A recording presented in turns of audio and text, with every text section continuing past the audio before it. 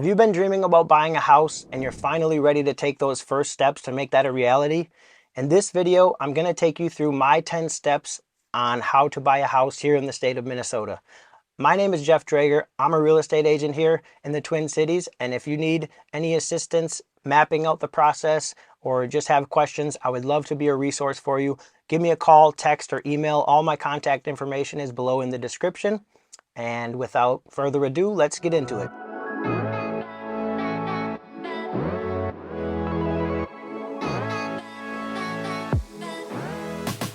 So the first thing you're going to do when you buy a house, in my opinion, is talk to a realtor. You're going to want to find a realtor that has some resources for you because they're going to help you with the pre-approval, put you in touch with lenders, all those sorts of things that you're going to need to do to get the ball rolling. A lot of people say the first step is getting pre-approved. I don't argue that, but a realtor will usually have a couple different lenders that you can reach out to and shop for the best rates that you're going to get, because not every lender is going to charge you the same fees. They're all set up differently. They all have different access to different programs.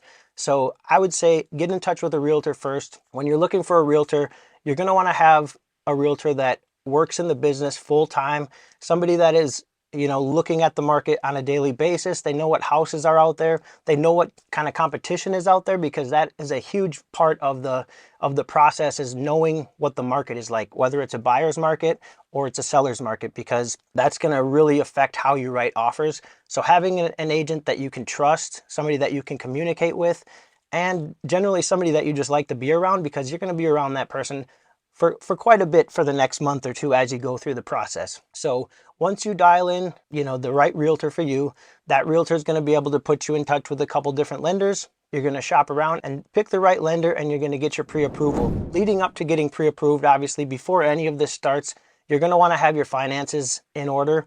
You're going to want to make sure you have a job, obviously. 1099 employees are, people that are self-employed. Those are a little bit trickier to get pre-approved. You're going to need to have that business for at least 2 years before they can really source that, that income and trust that that's going to last, because a lot of businesses unfortunately fail within 2 years. So once you make it past that 2-year mark, they can really, trust that that business is going to run in order for you to make an income. If you're a W-2 employee, it's a little bit easier to get pre-approved, but again, you still want to have some job history and have some income that they can verify. You're going to want to make sure that you're taking care of your credit score. It doesn't need to be as high as most people think, but you do want to have decent credit. And then also you're going to have some money for a down payment. This one is the biggest misconception I usually see with people. Is it's been a long-standing theory that you need 20% down when you buy a house, and that is just not the case. FHA loans are 3.5% down. There are conventional loans that are 3 or 5%. Generally, it's 5%. And there's also programs out there that can help you with no money down, or even as little as $1,000 down. I actually just helped a client a couple weeks ago that only had $1,000, and we are on our way to closing right now. So that's the importance of reaching out to a lender, because they're going to tell you where you're at. If your credit's not quite good enough, they'll tell you how to work on it. They'll tell you the things that are red flags and the things that you need to work on. And that's going to help you get to where you need to go without just sitting back and wondering. So it's really important to make those connections first. But once we get that dialed in, you're going to use that certain realtor. You got your pre-approval. The pre-approval is going to give you a limit of how much you can afford, basically. You're going to look at the monthly payments, make sure that that's something that you're comfortable with, even through the winter, even through your down times, because you don't want to end up house poor, as they say, which means you maxed out your budget and you're in fear of not making those payments if money ever gets tight. So once we have that figured out, we're going to start our home search. That's step 3. Looking for homes, you're going to first want to sit down with your real estate agent and talk about what you need in a house, what you want in a house, and what's important, why you're moving, and what you're looking for. This is going to be the size of the house, how many rooms, bathrooms, garage stalls. If you have to have a yard, maybe you have a dog, things like that. And then the location obviously is going to be a big one. If you're okay with townhouses, or if you only want single family houses, if you're okay with a condo, all these different questions are going to need to be answered before you go start looking for properties, so that your realtor can dial in a good search for you.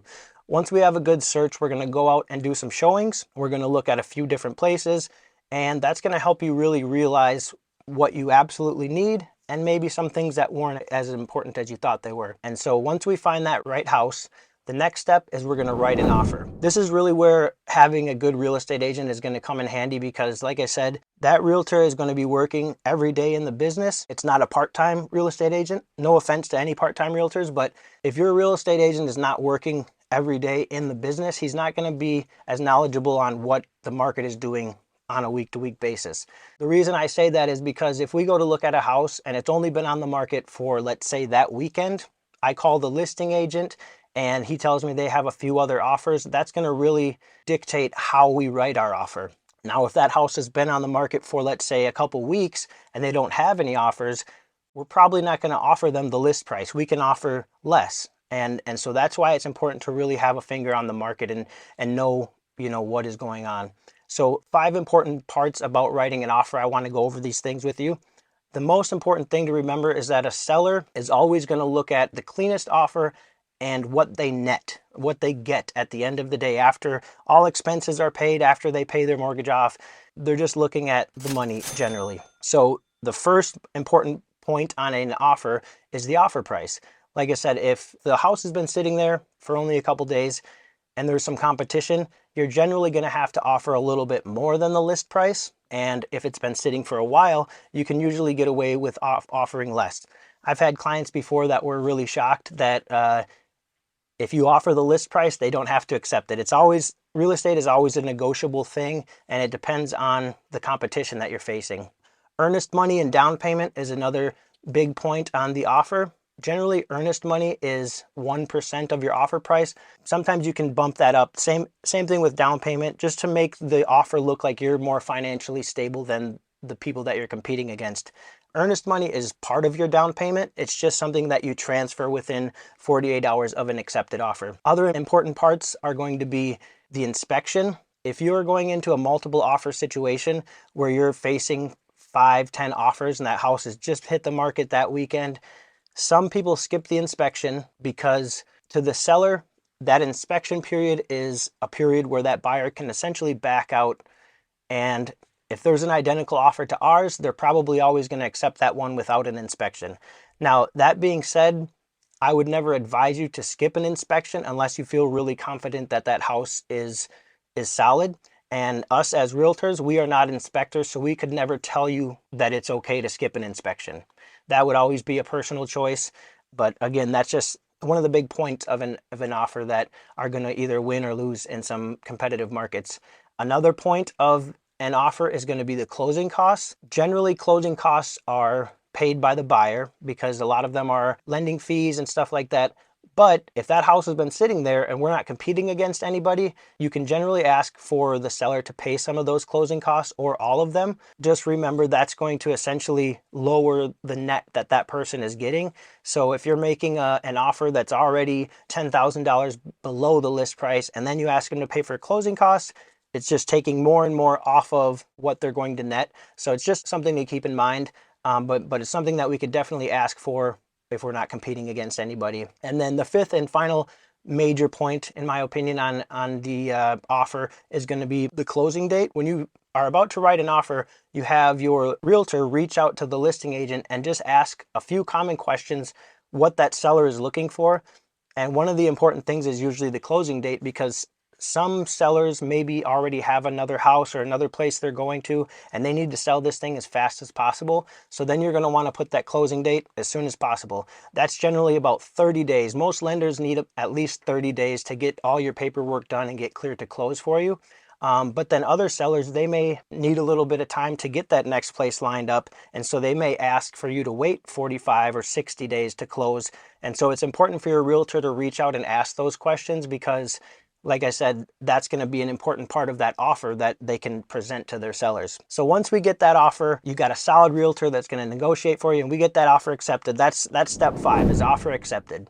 So from here, the first thing we're going to do is transfer the earnest money that we negotiated into the contract. Like I said, that's generally about 1% of the offer price, and you are going to transfer that. Here in Minnesota, we use trust funds. It's a secured link that you put your bank info in, and it's just it's a password protected link. And you transfer that money. The earnest money is going to go to a title company. It's not money that anybody's going to use or spend.